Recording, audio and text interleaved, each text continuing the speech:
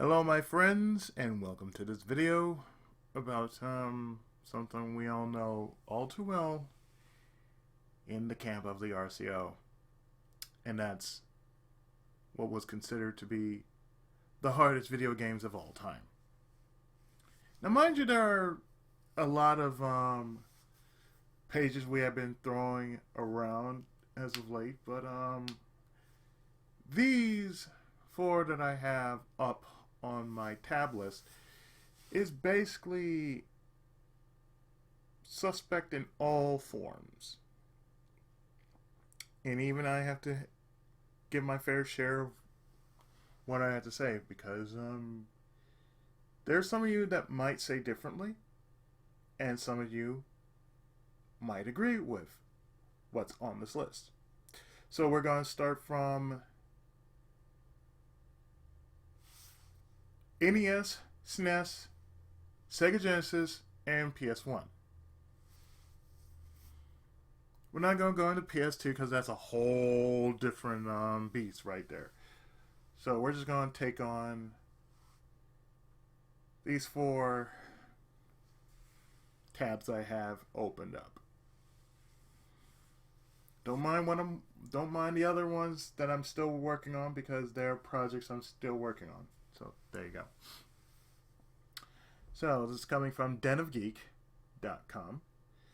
And these are the 15 hardest NES games of all time.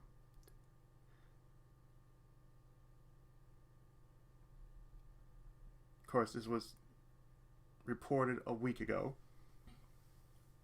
So recently released retro action game Cyber Shadow faithfully emulates NES classics, but doesn't hold a candle to the console's hardest games. That goes without saying what is considered hard. With the recently released Cyber Shadow, publisher Yacht Club Games, the studio behind the brilliant Shovel Knight, proved that they're the masters of revitalizing those brutally difficult NES games that define an era and haunts gamers to this day. The absurd difficulty of the average NES game can be attributed to a variety of factors, but the fact remains that there's one reason the term NES hard exists in the gaming lexicon. The hardest NES games weren't just difficult, they were nightmarish excursions into another world where demands for perfect inputs meant fundamentally unforgiving and sometimes simply terrible game design. Those are the games we're going to look at today. Some are good, some are bad. But for one reason or another, these are the absolute hardest NES games ever made. We're starting with 15. Punch-Out! Now mind you, there are two versions of Punch-Out. There's Mike Tyson, and there's Classic Punch-Out. The reason being is that if you have Mike Tyson's Punch-Out, you face Mike Tyson in the Dream Match. If you have the other version of Punch-Out, you face Mr. Dream in the Dream Match. The problem with Punch-Out is that every new set of fighters essentially bumps up the game's difficulty setting by a couple levels. That makes it nearly impossible for anyone to really learn the game at a reasonable pace. To make matters worse, the game basically treats your accomplishment with a level of spite, typically only seen in house cats. By the time you reach the Mike Tyson fight, it assumes that you literally must be a perfect player. However, there's no way to practice for Tyson's punching pattern the first time around, and reaching him again makes you navigate such extreme levels of difficulty that lesser fighters can actually make you worse. It's an absolute devious piece of game design that leads you to believe the game is fairer than it really is. My thoughts about this?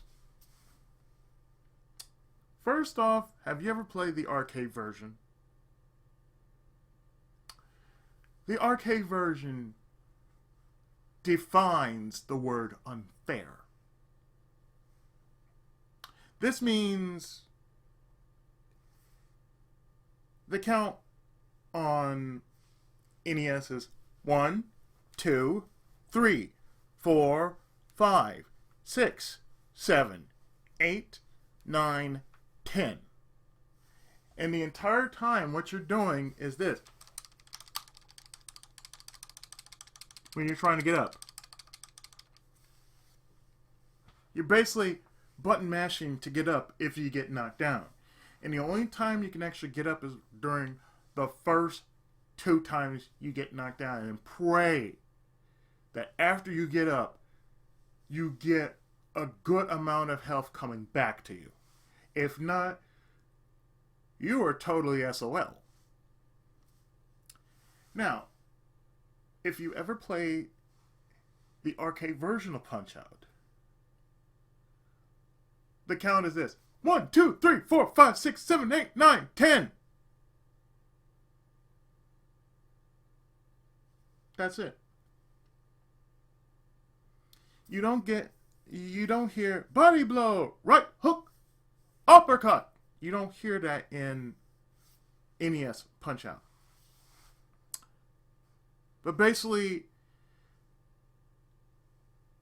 Punch-Out is all about just knowing when to stick, when to move. Basically, you have to do the following.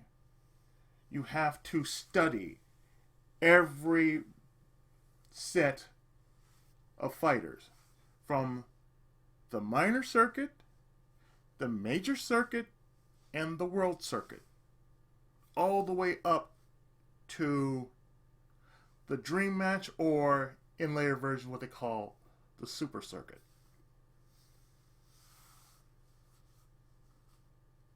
Now, I said a better version of the series would be Super, because if we're talking about something better, Super is a lot more fairer than the original, because even though you are really just getting, even though you're really just learning how to stick, move, and counter, that's all you're doing. Stick, move, and counter. That's all you have to remember.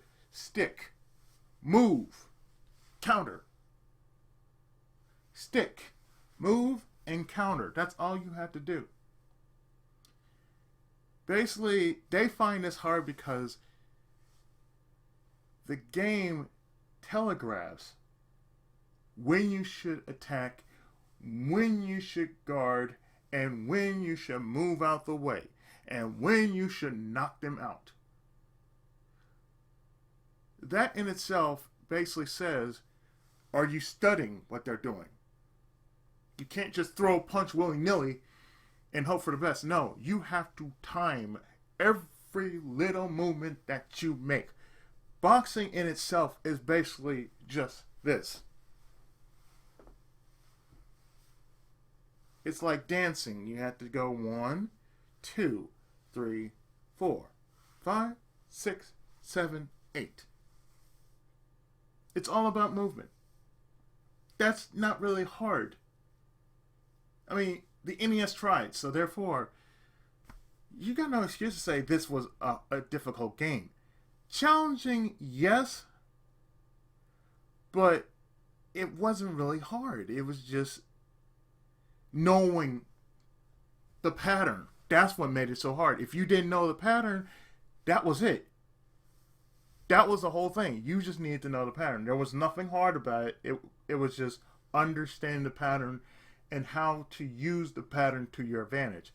You had to basically look at this game in the mirror. Think about it. You are this tiny character. This is how the game saw you. You're a tiny character versus the game itself. You had to basically have a certain mentality about Punch-Out. Super was more eye contact. You looked at them, they looked at you.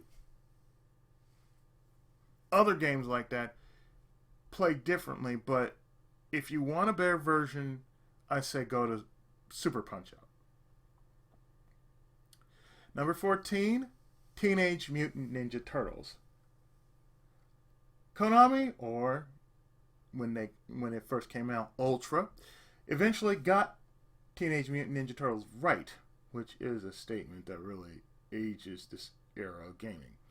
But their debut effort is the reason many people don't trust licensed games to this day. Teenage Mutant Ninja Turtles is a fundamentally poorly designed game. However, it uses excellent graphics, good music, and the strength of its developer's name to cover its nearly impossible jumps, terrible resource system, and crippling frame rate issues. By the time most of us reached the infamous swimming level that required you to be accurate and fast in a game designed to offer neither of those concepts, we realized we've been had. The rest of us never made it past the Technodrome. Okay. My thoughts about this is this. Just like with Punch-Out, TMNT, I said there was one thing that you had to know. It wasn't difficult. I mean, let's think about it. It was on the Nintendo Entertainment System. This version played a whole lot differently than any other version you have ever heard of. Because at the very least, they followed the cartoon and, to an extension, the comic down to as much of the letter as possible. You had Leonardo, Donatello, Michelangelo, and Raphael in their cartoon colors in game action. But when it came down to when you pause the game, you had them in red mask. Just like in the original comic book.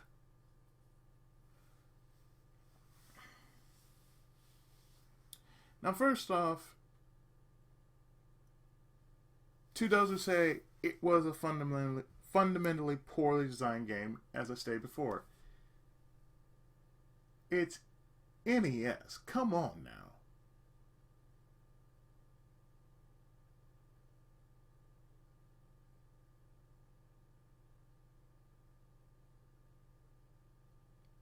Seriously. It was back during time that it was like the 80s. Nintendo was still rather it was just coming out. Just like most video game companies had their consoles coming out, Nintendo had theirs, and they had a fair share of games on it. Teenage Mutant Ninja Turtles was, again, like the previous game, challenging to some parts if you did not know what to do.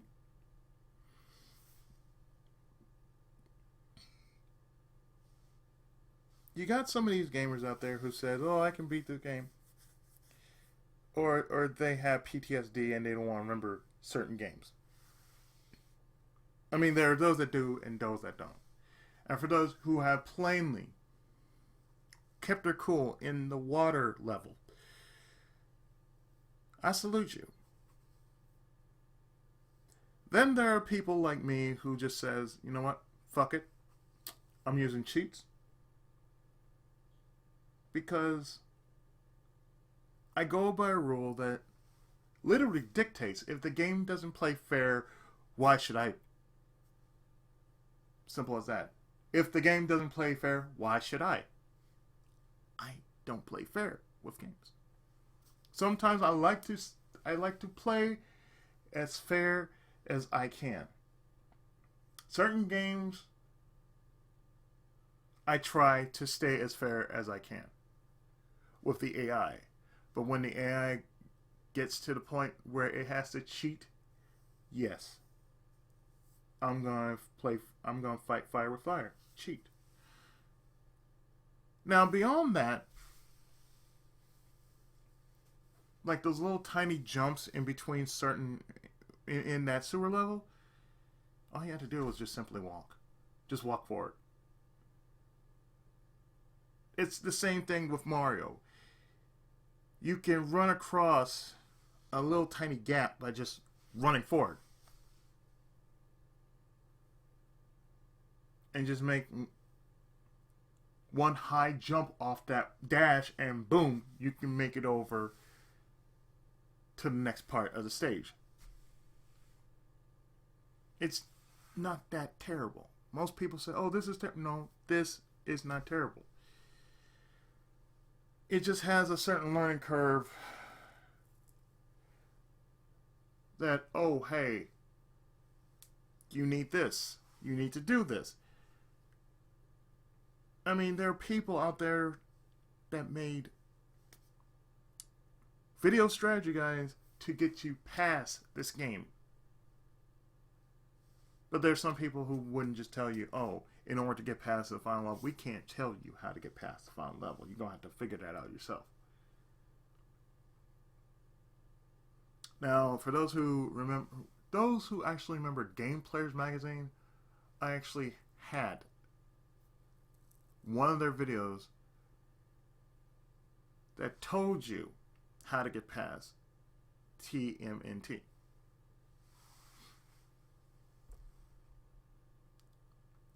And basically, it showed as much of the game as it can without spoiling you. So, right here, all this right here, what you're seeing, that's a fat sack of, this right here is a fat sack of, exaggeration. It was not fundamentally poor. Yeah, it had frame rate issues, but then again, what game during that time didn't have frame rate issues? Moving on to number 13, Gauntlet. Or as I call it, RCO, the early years.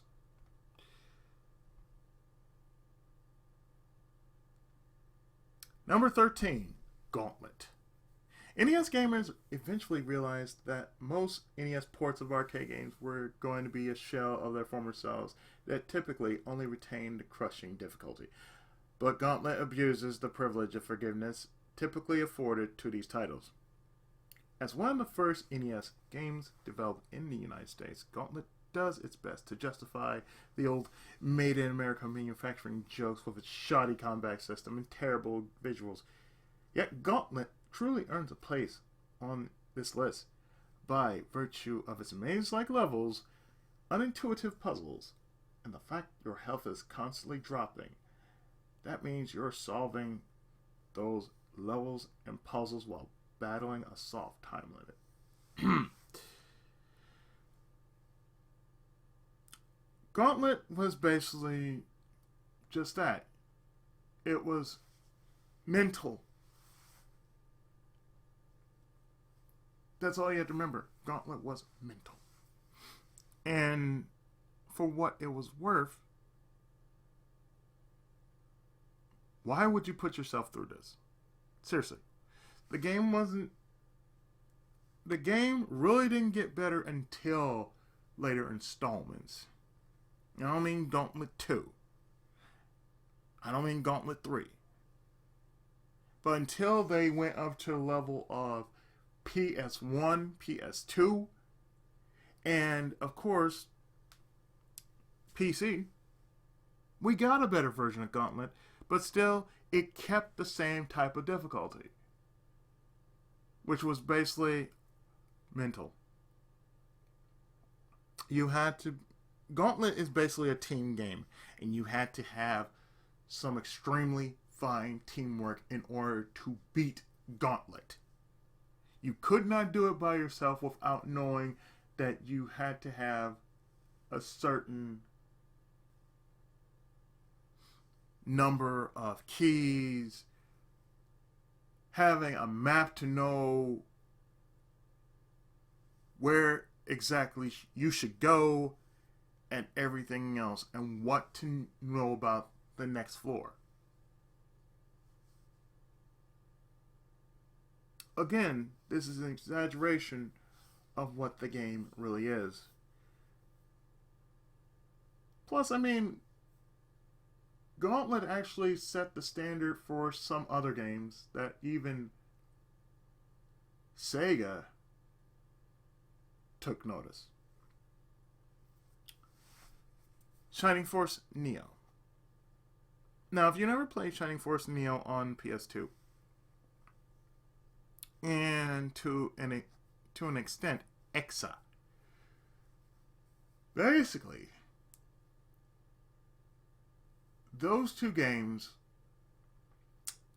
are by chance a one-off of Gauntlet.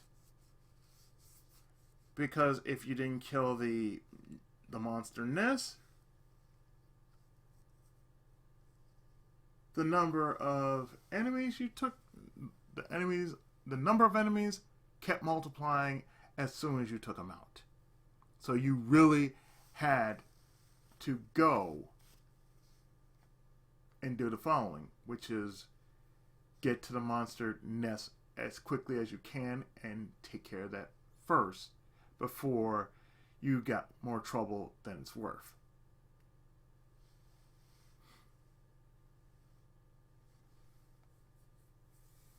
The time limit is a bit much though, but you know, it is what it is.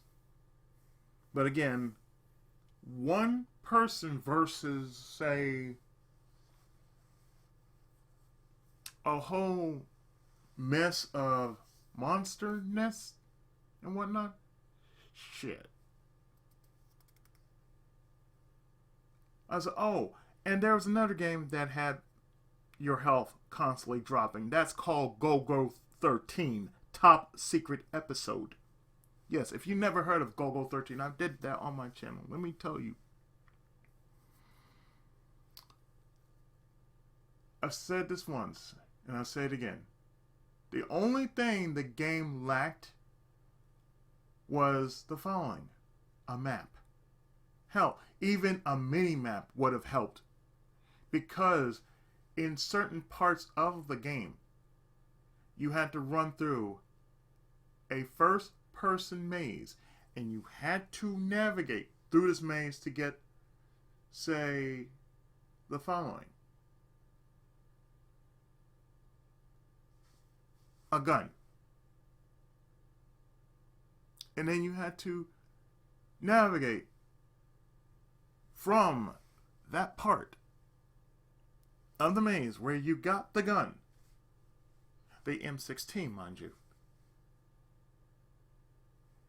and you had to basically go all the way out to get from that point just to get to the exit.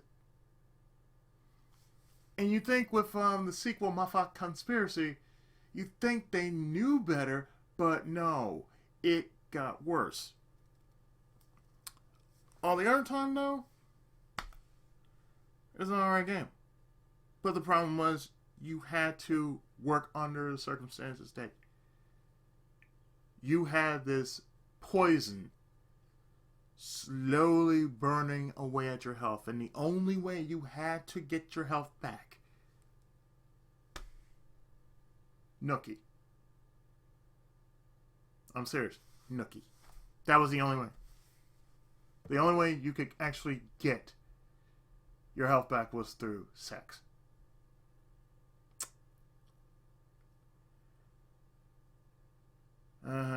There's just no reason to play this punching game, which is really a shame considering the other versions of this arcade classic are quite actually good. Yeah, that's true. But now we come to number 12.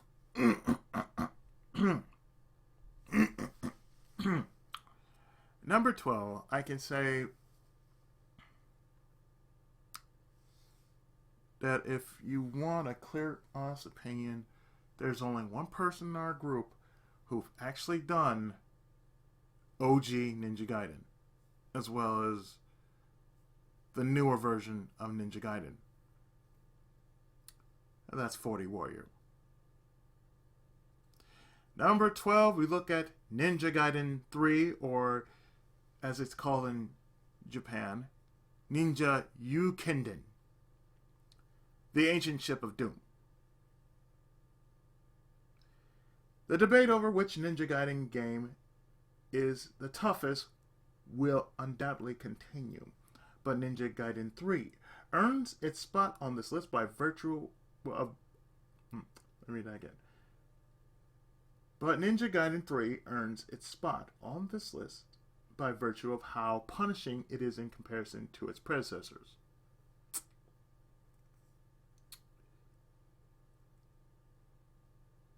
Its limited continue system, overwhelming number of constantly respawning enemies, and floaty jump controls essentially take away everything that you could have used in previous Ninja Gaiden games to gradually make your way through them.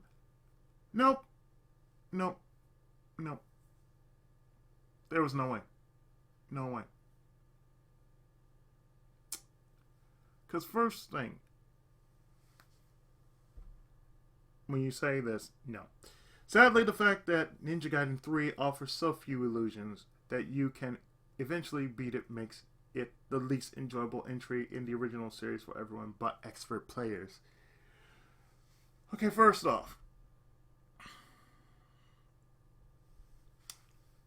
go play the original version of Ninja Ukinden. I do mean the arcade version of Ninja Ukinden.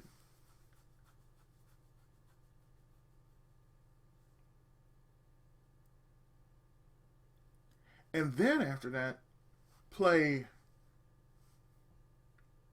the various different ports of Ninja Ukinden, which is the Genesis port, which plays more like the arcade version that it came from, over the various versions that the NES spawned after the first game. We're talking about the TurboGrafx 16 version, we're talking about the Game Gear version,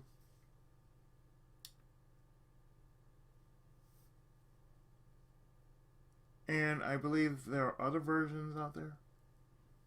Even the hacks of Ninja Gaiden basically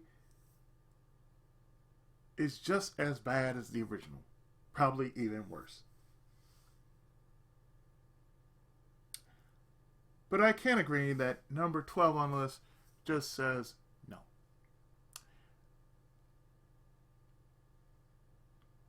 I would rather play the arcade version of Ninja Ukinden over Ninja Gaiden any day of the week. At least, for what it's worth, the story is different.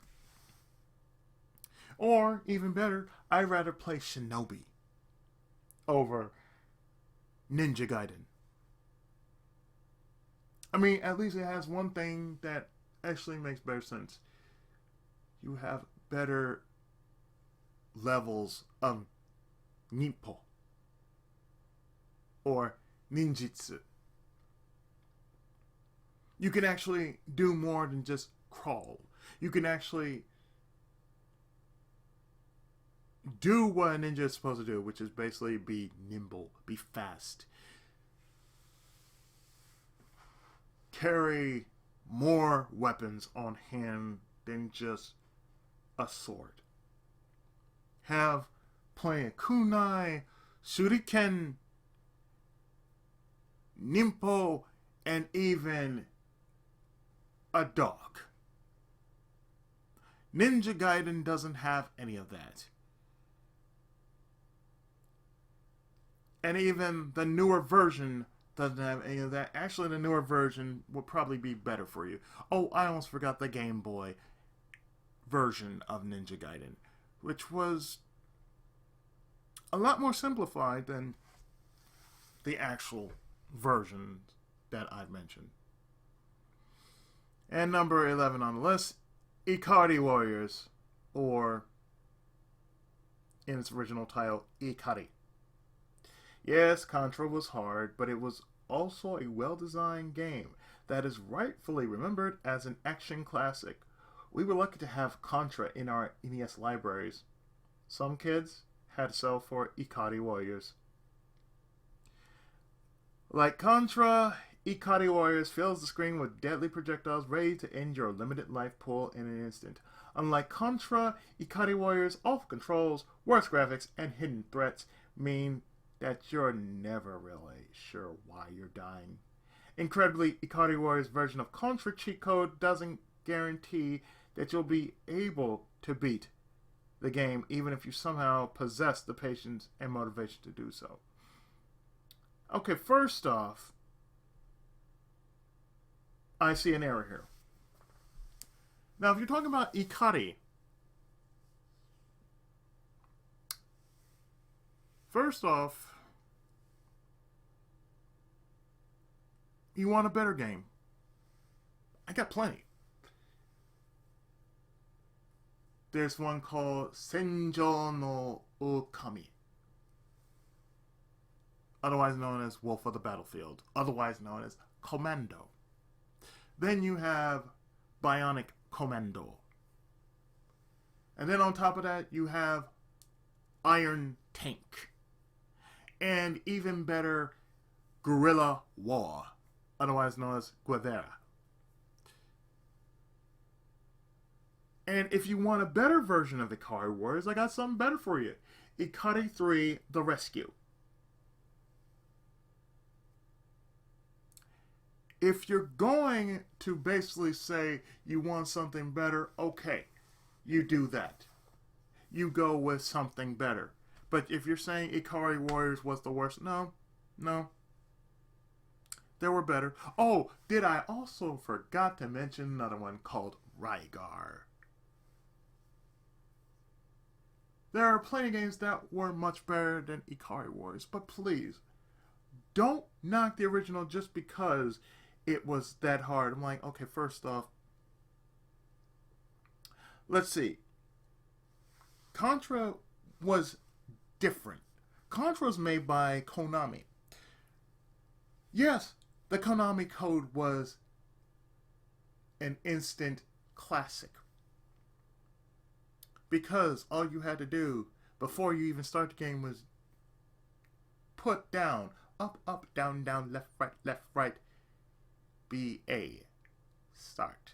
Or if you were playing with 2 players, select and start. And all you had to do was just basically put in 30 codes, have at it. There you go.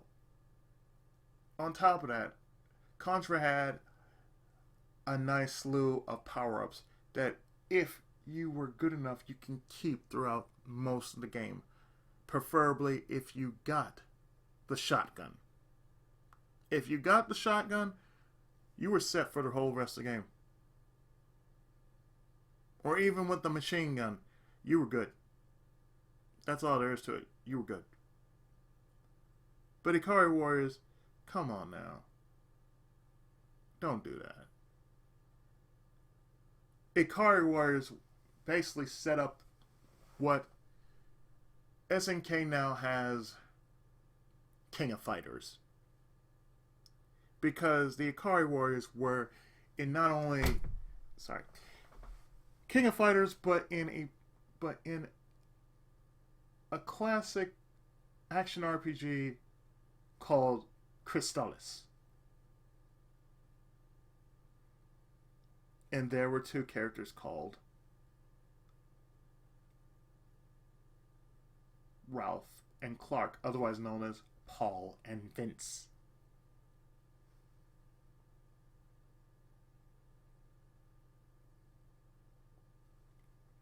So therefore,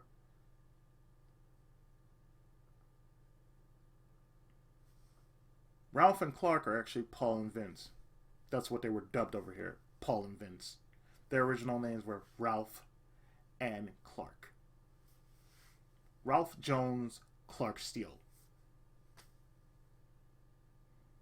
Almost like with Contra having Mad Dog and Scorpion over here.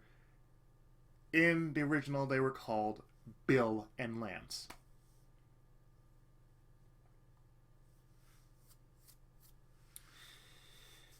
I feel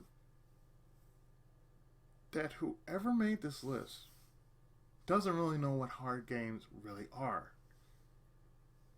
They're hard games, yes, but were they really that terrible that they deserved a list like this? I don't think so. Moving on. And mind you, every one of these lists that I have here, it's going to be done in a video. Well, not all in one video, but they're going to be done in individual videos. So, there you go. Number 10. Why we gotta do this? No, why we gotta do this? Number 10, Final Fantasy. The thing you have to remember about Final Fantasy is that it helped kick off a genre and a legendary franchise that wouldn't be refined for years to come. As such, the original Final Fantasy embodies the worst elements of JRPG design as well as the most challenging. Do you hate grinding in JRPGs?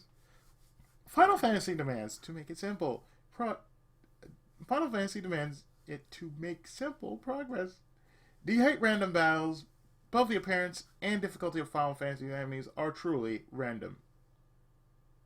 Because there's no way to mechanically master Final Fantasy. Some of these random fights are either nearly impossible or at times legitimately impossible. Even if you suffer through the basic gameplay, Final Fantasy's confusing world navigation and ambiguous puzzles will leave you wondering whether it's better to find an online guide or just leave the memory alone. Okay, first off, let's get one thing straight about Final Fantasy. You're talking about OG Final Fantasy. And then there's Dawn of Souls, which is the refined version of Final Fantasy. Let's not forget that Final Fantasy had a history of confusing people by the following. There were 3 NES games, 3 Super Nintendo games. The only one that came out here was the first one. Final Fantasy II and Final Fantasy III never made it out over here. And I'm talking about the NES games. And then when the SNES came, we had Final Fantasy II and III, which is actually 4. Well, actually it's 5 and 6. So basically, we never had a 4 over here until the Game Boy Advance version, and any other version beyond that came out. The same goes for 5 and 6. There were never a better version until the Game Boy Advance refined them. So let's also put into mind the following. Long before we had speedrunners and challenges and whatnot, these silly ass challenges that some gamers had to do because they wanted to show off how much of a challenge they wanted to make for themselves for no apparent reason whatsoever. Dawn of Souls is basically the refined version of 1 and 2. And for those who don't remember what 2 and 3 are, Final Fantasy 1 was basically your standard fare JRPG. It was turn-based. You had levels. But let's not forget that when you had the original Final Fantasy that came out for the NES,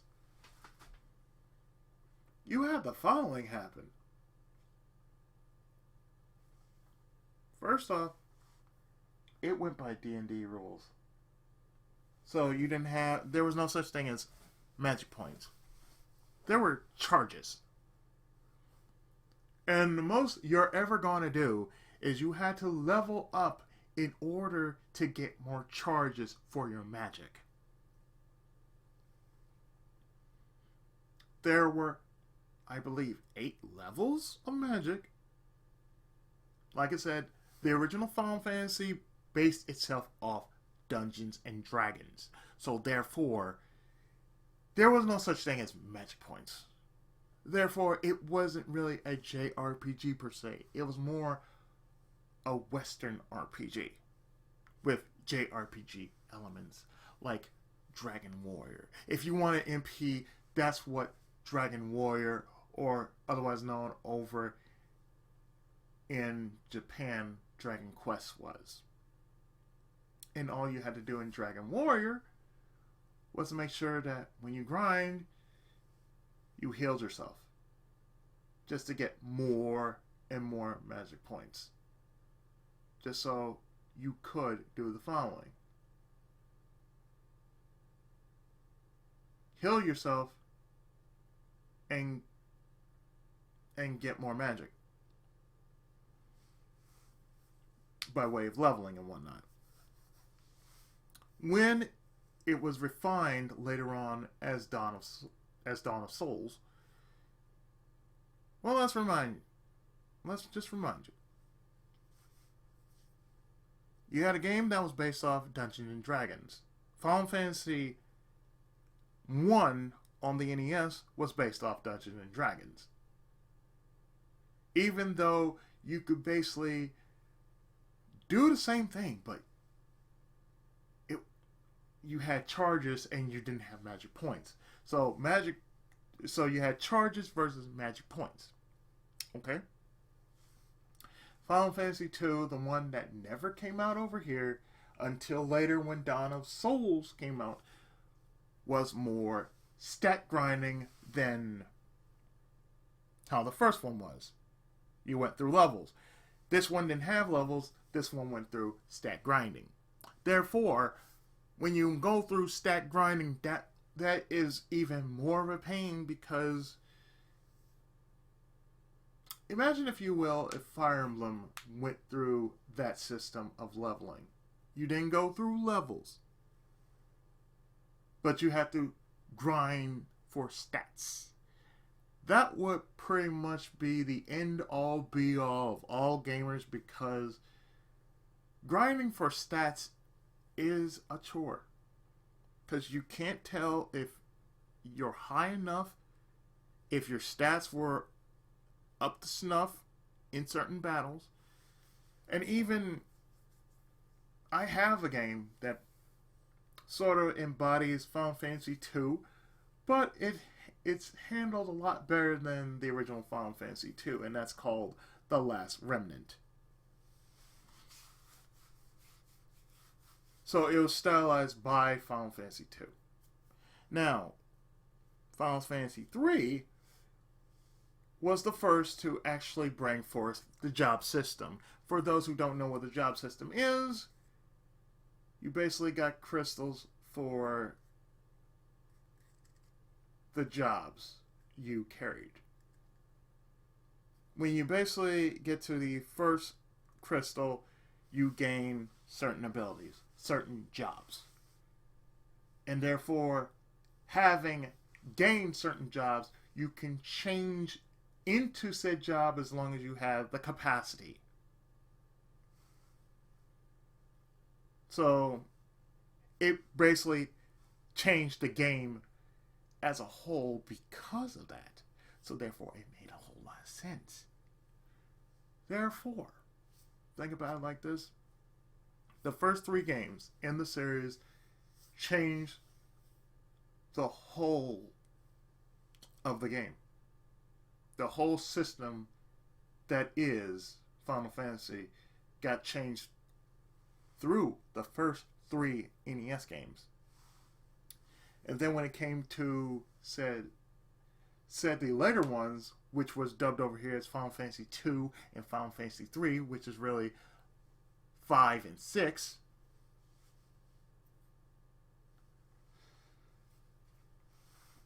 Well, we knew what 5 was. 5 was a enhanced version of 3. 6, like 4, it basically became its own thing because all it did was it just told a story. But it did break out the Eidolons or the Espers. 6 was the Eidolon story or the Esper story. And then when we went to the new generation, we have 7, 8, 9, 10, 11, 12, 13, 14, 15, and a gaggle of after stories of 7.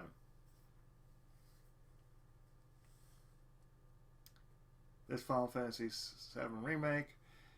I know it's out on I know there's a free version of on PS4.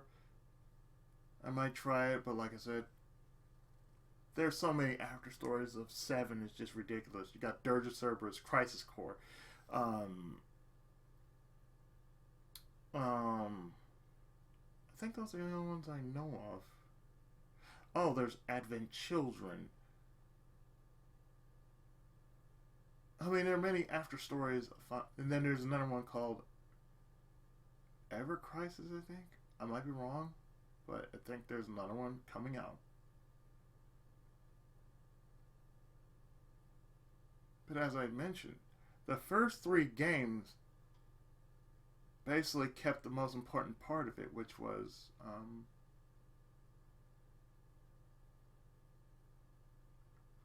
the crystals. They were about the crystals. So therefore, let it be known that that was the most important part of the story, which pretty much been kept around for years, except for, say, 7 and 8 and 9. 7, 8, and 9 had nothing to do with the crystals, but the first 6 games were about the crystals. I'm not sure about 10. I'm going to say 10 as a whole, because 10 and 10-2 just, it doesn't make sense for me to say 10 and 10-2. It's basically 10. 10-2 is an after story. So, 10. 11 I wouldn't know because 11 was something. And then there's 12. 12 was something, and I've only played like a good amount of it until I just basically got bored of it.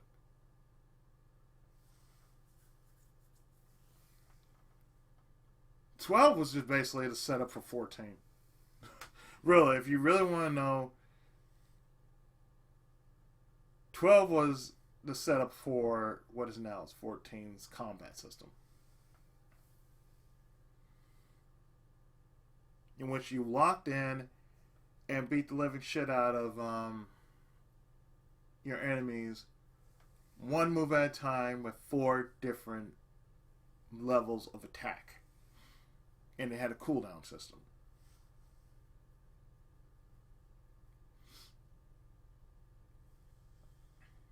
Now, I can say, without a doubt, that Final Fantasy has pretty much been around, like many RPGs. But let it be said that when you talk about the very first Final Fantasy, don't, and I do mean, do not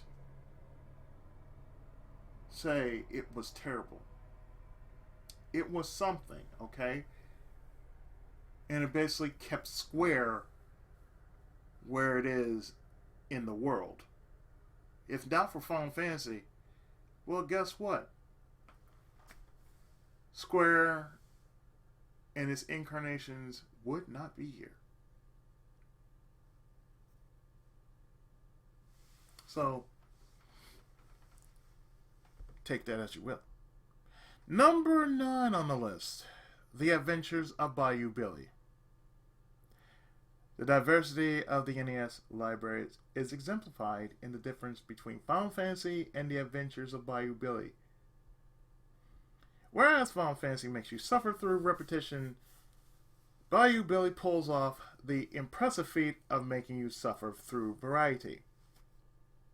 Its side-scrolling levels are already among the genre's most challenging, but this game's driving levels hold a unique distinction of being some of the most difficult driving levels on a console infamous for them. On top of that, you've got an incredibly challenging light gun level that are nearly impossible to overcome even if you don't have a working NES zapper. Having said that, I have to give Konami credit for making a game called The Adventures of Bayou Billy so difficult that we're still talking about it.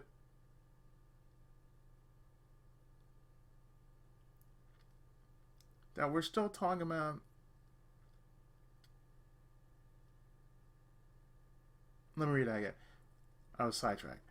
Having said that, I have to give Konami credit for making a game called The Adventures of Bayou Billy so difficult that we're still talking about it over 30 years later alongside games like Mega Man, Castlevania, and Ninja Gaiden. Okay, first off,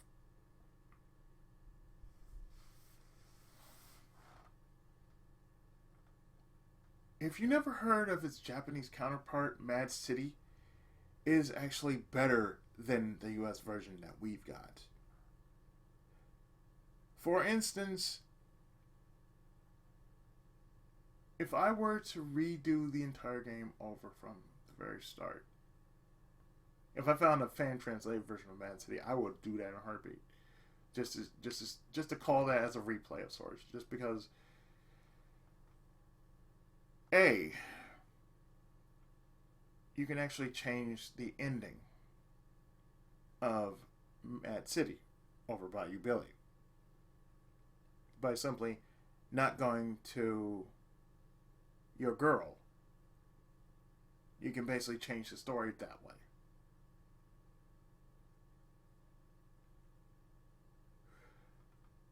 To say that the US version of this game is technically harder is, without a doubt, gospel truth. I have the game. I'm not sure if I still have it, but I have the game. And I can only say one thing. You cannot really just... It was more difficult because of the following. The shooting stages. Because of how the game is, you had the following. The light gun, don't go light gun. Because first off, the light gun will basically screw you over because you have to be at a certain level of space in order to be accurate. To get every shot count. And the one thing you cannot do in that game, especially with the shooting stages, is you cannot, for the life of you, let your ammo run out. That means once your ammo's out, you're dead. Literally, you are dead. Now, also considering, the Japanese version is the much better version. Because it's a lot more fair than what you have in Bayou Billy. You actually have a life bar, considering that instead, especially in a driving stage, you have a life bar. You just don't go one hit, boom, dead. No, you take a few hits, and then you die. Whereas Bayou Billy, your ass just has to be careful. I mean, story-wise, it's the same thing. Gordon takes your lady, you had to get her back, and you had to fight your way through 8 levels across Louisiana to get her back.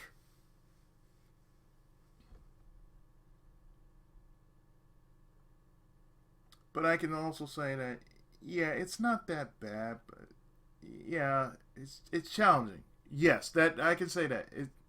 To where you have to use the controller over the light gun, that can I can say is, yeah, do that. Because I'd rather use the controller a lot over the light gun. Because the light gun is so inaccurate as all get out. No matter what it is. I know, thank you. I know, thank you. As I said before, I'm not worried about it though. As I said before, this, it can be said that, yeah, it can be hard. But the only way you can fix it is basically go straight through the game with controller. Don't switch up to Zapper. Stick with controller.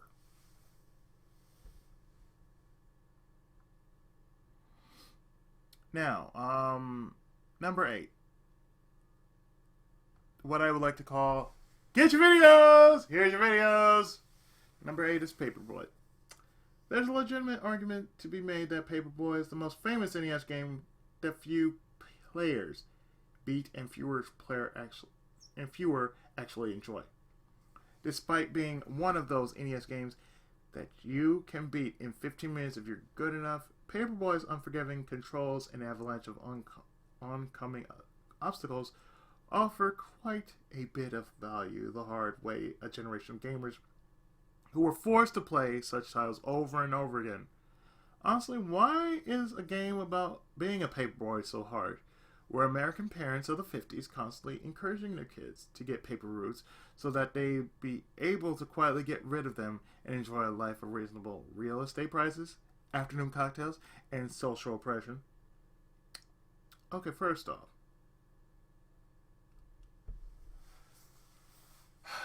Paperboy is just a score attack game.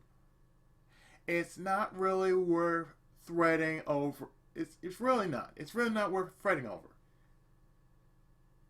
I mean, you only have 2 shots you can actually go. Porch or window. You can also use the paper just to stop crime. And that's in later games. But even if that is the case, it's just a score attack game. There's no real reason to wonder why, because, like most people, they read too much into the game. I don't. Plus, what's being said here?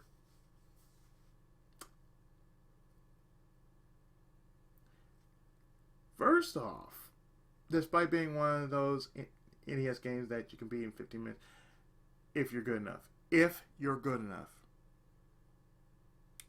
No, you don't need to do it in 15 minutes. Because all it ever was repetition. All you had to know was which route you wanted to take. If you took the easy route, you took the easy route. If you took the hard route, you took the hard route. That's all. Everything else is just pure skill. If you can nail it, you can nail it. If not, don't worry about it. And of course, like, you're forced to play such stuff? No, you weren't forced to play it. If you really wanted to play it that badly, just go play the arcade version. Otherwise, it was no big deal. And plus, Paperboy 2 was a refined version of Paperboy and gave you the open option to play as a paper girl. But you did the same thing, which is score attack. So, not much else you could do.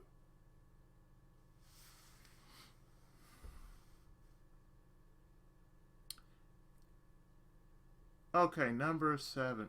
Mm-hmm. Mm-hmm.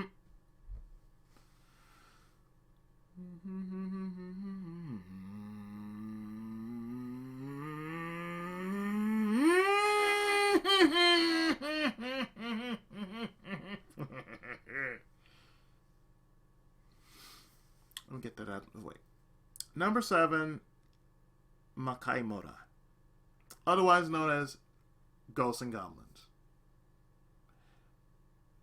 This game has been synonymous with difficulty for so long that it's easy to forget why the game is so challenging in the first place. However, even a few minutes with this infamous action-adventure title will quickly reveal that its biggest hurdle is the enemies. From the infamous Red Devils that kills most players in a few minutes to wandering foes placed in the absolute worst positions, the game's basic enemies could easily be mini-bosses in lesser games. And if you're talking about that thing, that's Red Armor, otherwise known as Firebrand in Gargoyle's Quest. To make matters worse, there's really one open, viable weapon in Ghosts and Goblins, and the game's only allows you to take 2 hits before dying. It's not the cheapest game on this list, but it is one of the most mechanically frustrating. Now, to my defense, I can say I played Super Ghouls and Ghosts over Ghosts and Goblins over Ghouls and Ghosts. It's the same thing. You just have to be careful. But what they don't tell you here is you have to go through this game twice in order to get the true ending. That's where to get you. Oh, you basically want to save the princess? Great. Well, guess what? You're going to have to do this shit like Super Mario. Just be careful. You're under a time limit, so you can't dawdle. You have to get the best weapon of the game, but you have to be careful as you're trying to get a better weapon than what you already have.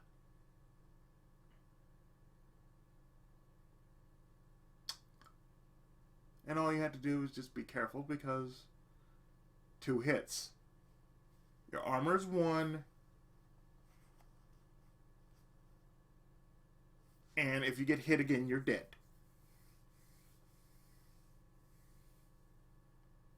But again, why? Why put yourself through that shit? Because I can tell you, no. Makaimura is not worth it. However, it's the reason why I played Gargoyle's Quest instead of Ghosts and Goblins. Because it's an actual adventure game in which you're playing as Red Armor instead of Arthur. And it's still within the realm of Ghosts and Goblins. Or Dai Makaimura. But instead of me playing as this one knight trying to rescue his Lady Fair from the clutches of Lucifer. No, actually, not Lucifer. Astaroth.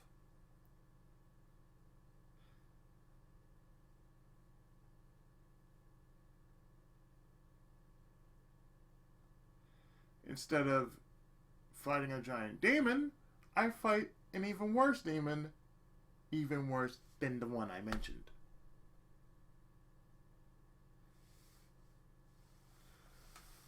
But we can all agree that Arthur is a badass.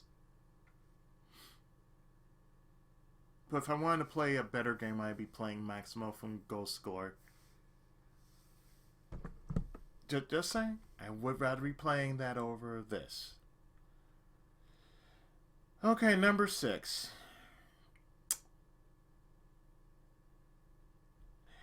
The Immortal. We've talked about the Immortal before, but it would be irresponsible to talk about the hardest NES games without giving this devil its due. The Immortal is a practical joke disguised as a game. Its carnival of traps and hidden dangers means that the only ways through this nightmare involving cheating and dying over and over again until you find out the literal pixels that you can and cannot interact with. Shout out to the Immortal for accurately recreating the feeling of being thrown into the deepest pit of the most dangerous dungeon. But it turns out there's little pleasure to be found in a game where the biggest reward is no longer having to play it. Now, I've only played it once. It's basically Tiptoe.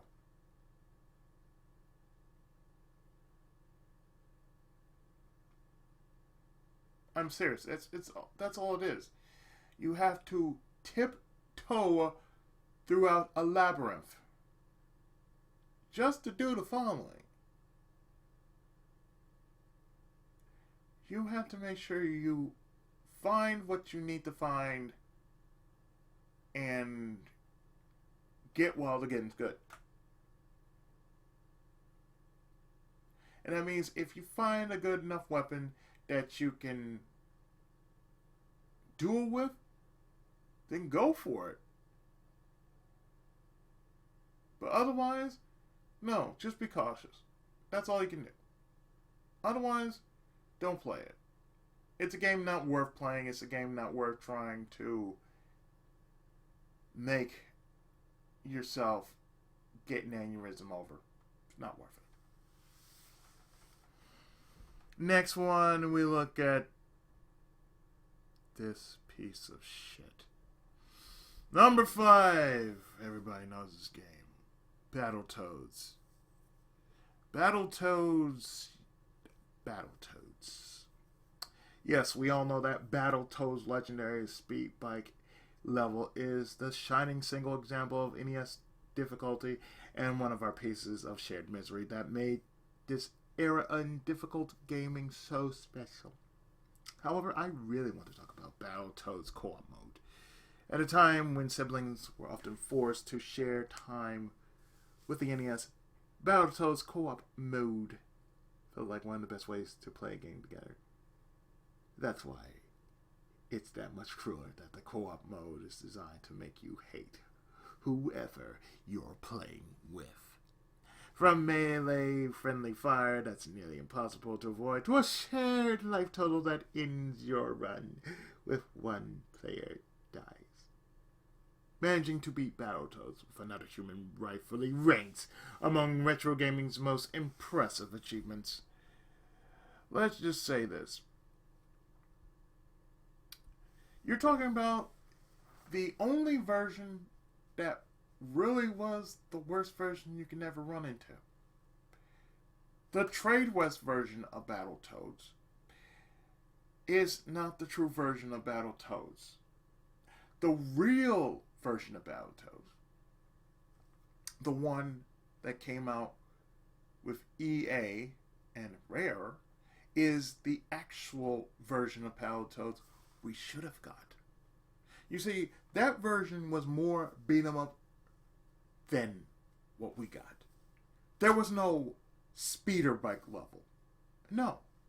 There was a shoot 'em up level in a space cruiser. You actually had bosses you could actually face in certain parts. And yes, you even fought some semblance of the Dark Queen. This version that most people align themselves with only see this. This is all they see. Forget the beat 'em up part. Even the Super Nintendo version called Battle Maniacs didn't get it right. And when it did get it right, it was too late. They should have taken what I'd say a note. And it said this. Look at the arcade version. The arcade version had it right. It was a beat 'em up. It was 95% beat 'em up, 5% something else. But for the most part, you got through it by doing the following. Beat the living shit out of everyone and everything.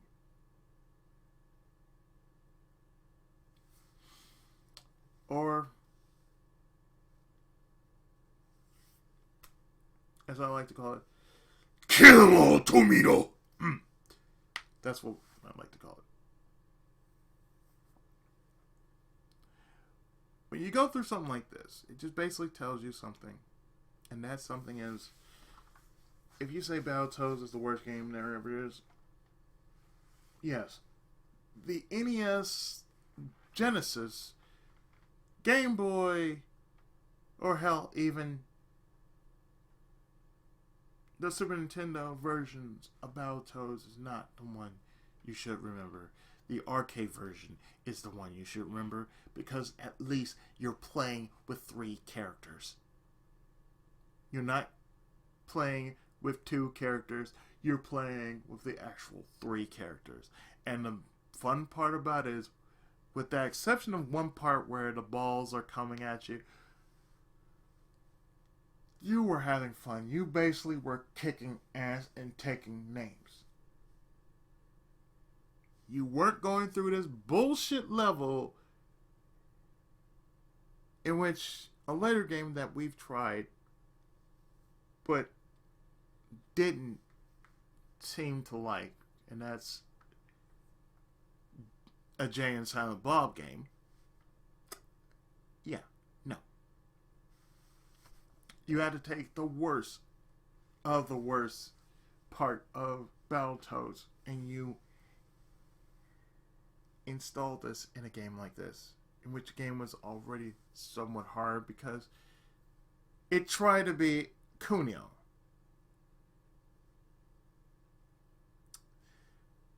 Or Mighty Final Fight, take your pick. And it just didn't work. If I want a proper co-op, yeah, I would say give me Kunio-kun. Because at least it's a beat 'em up done right. It's a co-op done right. If you're going to do that, just go with that. Number 4 on the list, Castlevania Dracula's Curse. And mind you, this is under the old continuity, not the new continuity. The biggest case I can make for Castlevania 3 spot on this list is that the game is so difficult that many people retroactively consider the original Castlevania to be far by comparison. This game is rightfully, if painfully, remembered for its stairs. Several levels in the game require you to climb stairs while dodging enemies and projectiles. The problem is that the stairs limit your movement to such a degree that avoiding everything requires you to move at a glacial pace, except for the times when you actually need to move quickly to have a chance to survive. It's cheap in a way that other games in the series often avoid. In general, Castlevania 3 is a collection of platforming death traps capped off by a stunningly difficult 3-stage boss that requires you to start the level over if you die at any part during it. What a beautiful nightmare of a game. I can only say I played only 3 versions of this series and nothing more. One is the original, which I can say I played Akumajo Dracula, or Demon Castle Dracula. Haunted Castle, which is the arcade version of Castlevania, and Castlevania Dracula X, which is the sequel to Rondo of Blood for the PC Engine, otherwise known as Dracula XX.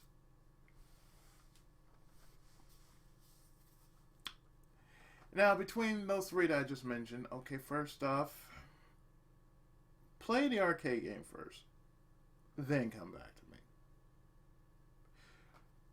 Imagine, if you will, our hero Simon Belmont with a case of Lon Chaney. He has a hunchback. He moves like he got a mighty shit in his pants. And he's walking throughout Transylvania. Or should I call it Wallachia? He's walking throughout this part of the world, going after Dracula because he stole this woman. And you had to do this in one single go. Oh, and did I mention that the fact that the last part of Haunted Castle, dare I say, you have to jump. You have to jump through getting past the bridge. The bridge is crackling behind you. So all you're doing is just hopping, hop, hop, hop, hop. Just keep hopping. Just keep hopping. And your slow hunchback ass is constantly hopping and hopping and hopping until you get to the very start. Or actually to the part of the door which leads to Dracula's inner sanctum. Now, other games in the series have spread from the beaten path and became something more, as to which is called Metroidvania. Starting with Simon's Quest. That was the first Metroidvania.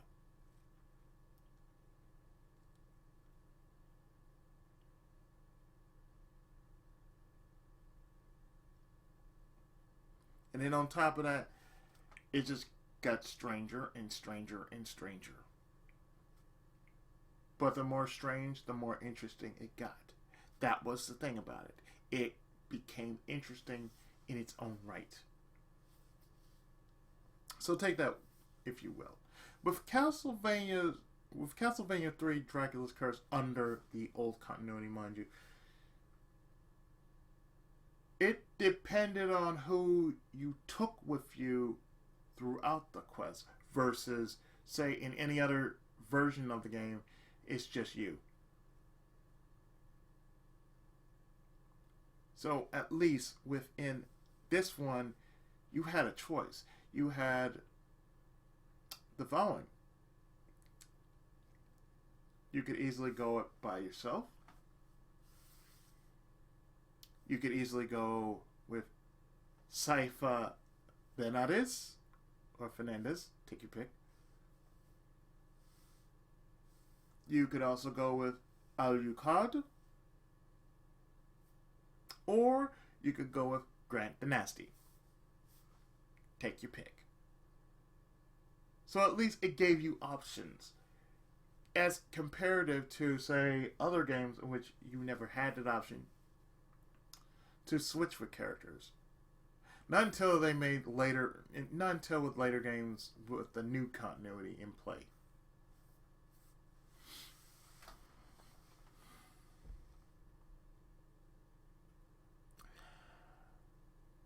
Okay.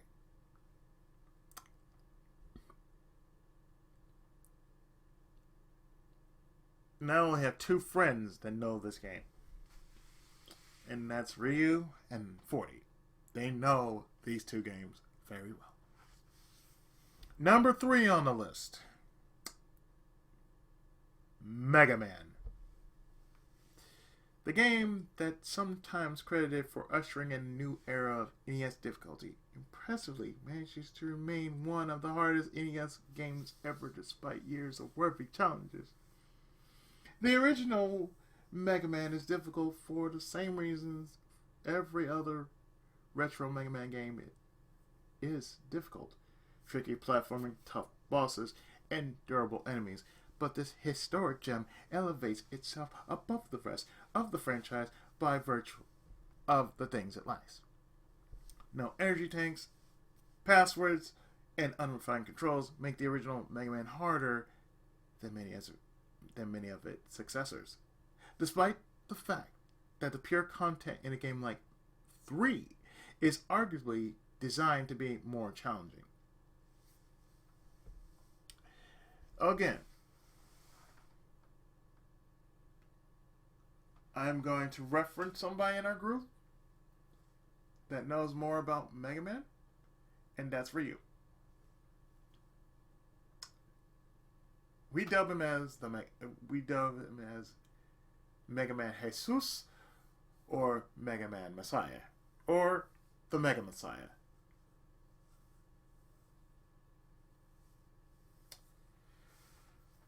Okay, the first game in the series, it was just basically not meant to be that way.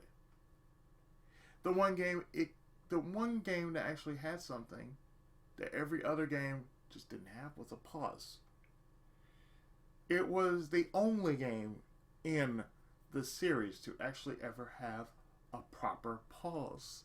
No other game has actually went to pause, but it went into a menu. The pause became the menu. Yes, the first game didn't have passwords or e-tinks or even sliding. It was meant to be a challenge.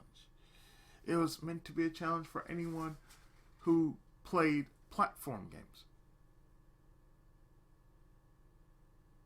Running guns. That sort of thing. Mega Man 1 or Rockman, take your pick, basically was a challenge to those who can take a challenge. And this was one of the finest challenges that you can ever play.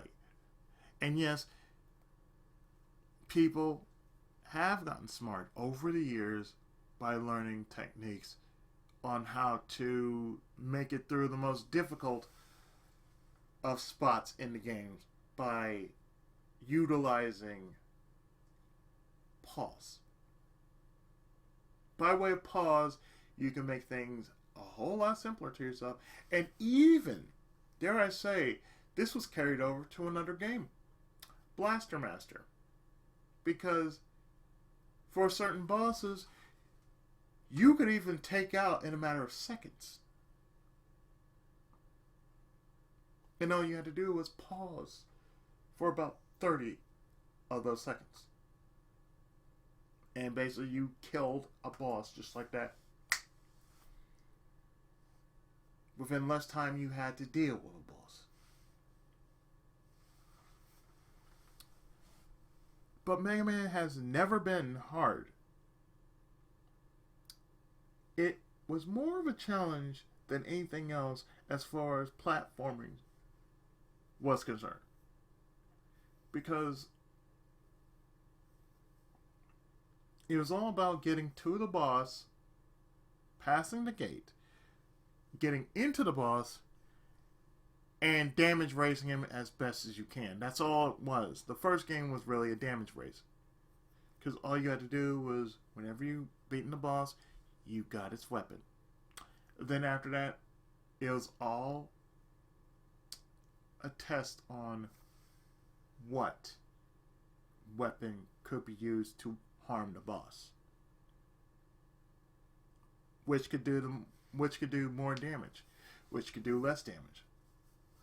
It's basically like, well, playing Pokemon. You have to find out the weakness. Or in a case like this, it could be like Fire Emblem. It could be a number of things. But basically you were playing weakness. You were trying to find out in order what each boss was weak to after you gained their weapon. And once you figured that out, it made the game that much simpler. Now later games Yeah, they were fine. And even the successors weren't as good as the original, but that's okay. I mean, at least it tried. Mega Man just set the standard for those who had a thing for running guns and platforming. I mean, hell, I've played other games that weren't exactly like Mega Man, but they played exactly like Mega Man. Like Darkwing Duck. Darkwing Duck was basically the Disney version of Mega Man. Believe it or not. The only thing that you could do is just do the following. You couldn't hang like Mega. You couldn't hang like in Mega Man. You can't hang. You didn't have a shield in Mega Man until later character Proto Man came up with the shield. Darkwing Duck was basically what Mega Man would be if he had different weapons of his own choosing, just from the following: gas.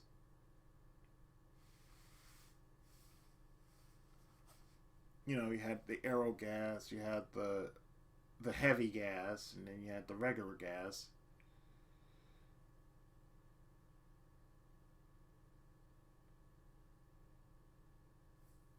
And I forgot what... I know there were 3 different versions of gas. I know there was arrow, the heavy, and your standard. Oh, and thunder. Yes, thunder. You had the thunder gas, the arrow gas, and the heavy gas, as well as your standard. So you had 3 different ways to roll with it. The only thing I wish it did have was, 8-way shooting. But that's for another time. Number 2.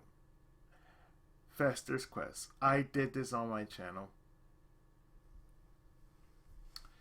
To this day, my mind wants to rebel against the idea that a game based on the 60s Addams Family series could rank cleanly. Let me read that again.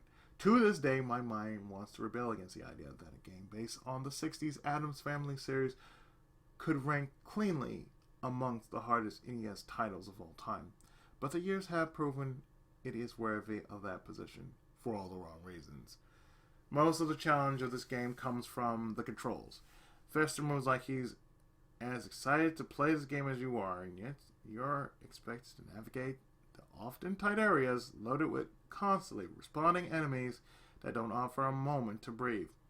You're able to defend yourself, but unless you have a turbo controller, be prepared to constantly mash the attack button just to have a chance to inch your way forward.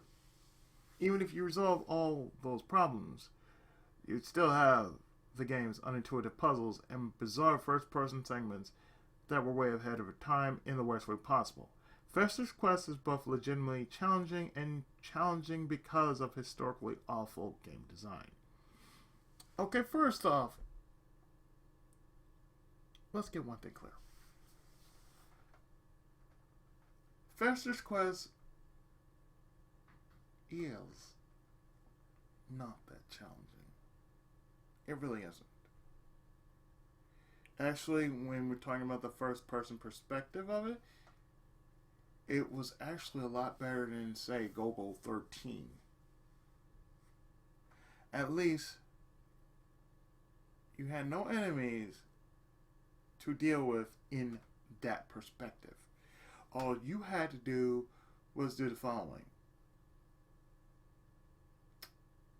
Find an item or get to the boss. Oh, there was another game that also did that. Ukinden.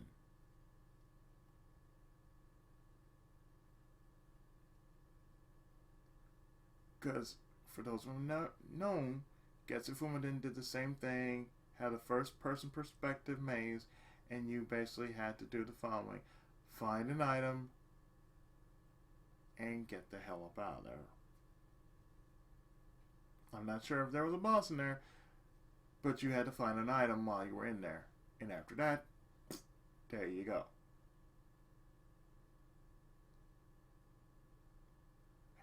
If you really want to push the envelope, there was a sequel to Festus Quest called Adam's Family Values, which really was Super Festus Quest. I mean, you did the same thing like in the first, just like in the first game, but like I said, it was based off the movie. It came from Adam's Family Values.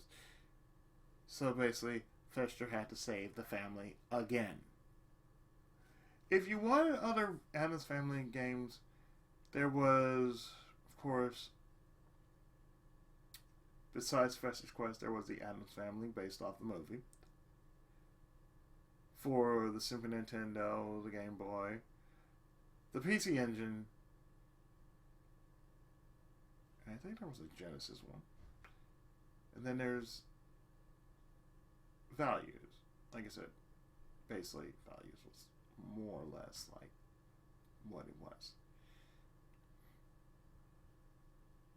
Just like Festus Quest. Did the same thing, but totally different.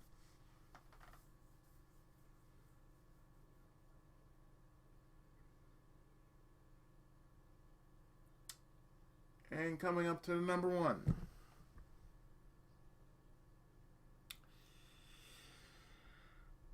Silver Surfer.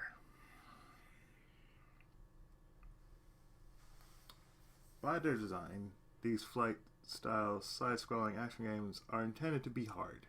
That's why NES games like Gradius and Life Force offer some of the console's most memorable challenges. However, Silver Surfer takes that concept to a whole new level. This game would be hard enough if it only featured the bullet hell death maze patterns that it already requires you to navigate. But the experience is made historically memorable by virtue of truly bad visual design that can make it nearly impossible to reasonably guess what is a projectile and what's part of the environment. If nothing else, Silver Surfer remains Exhibit A in the case of why only truly talented developers should attempt to make genuinely challenging games. Okay, first off, let's set the record straight right here. LJN.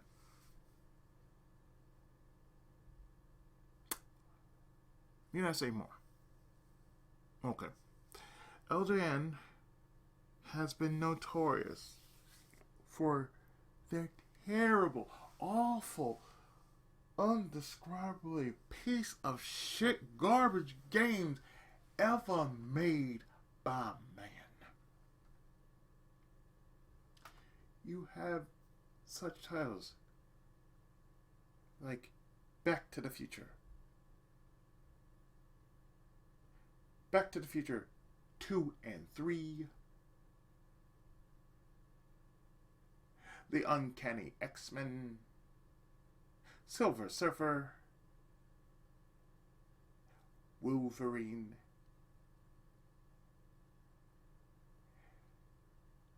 and even one of my personal favorites, The Amazing Spider-Man.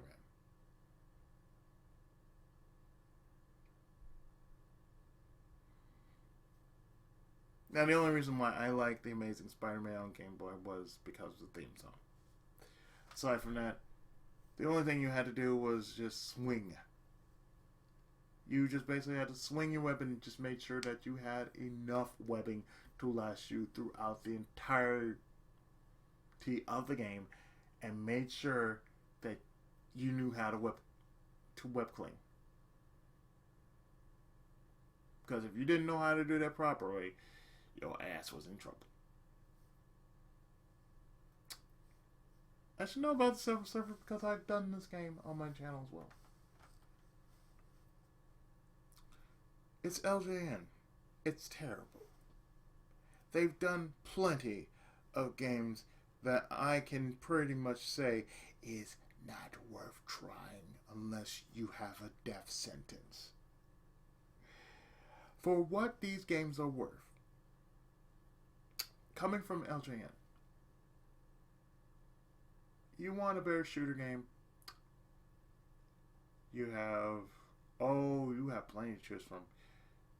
Gradius, Salamander, otherwise known as Life Force, Dragon Spirit, 1943,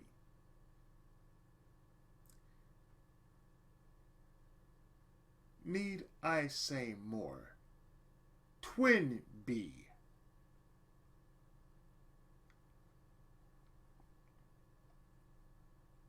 take your pick. Even the ones that Capcom made, like Legendary Wings, they were good.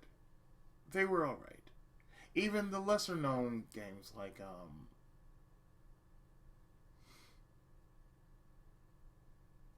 Xanax and anything from Compile like The Guardian Legend, they're better shooter games. But my God,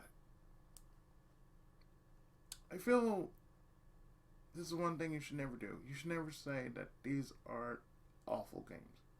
Some of them are hard. I mean, I could say they're games you should not try to play unless you're willing to find out why it's so bad. The games that are mentioned here, they're 15 of the quote-unquote hardest NES games ever.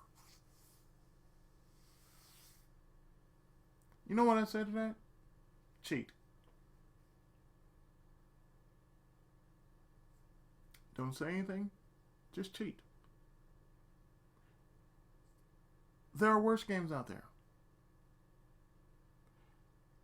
There are games that are done by Color Dreams and Wisdom Tree.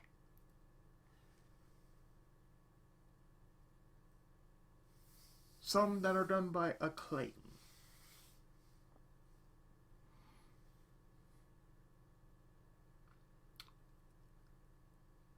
And probably even worse than that. But they are not as bad as... But they are probably in the same realm as these 15 games. But over time, they got refined and they did better. So if you're going by what these guys say about the hardest NES games ever, and they're only just knocking 15 of them on their list, stay tuned.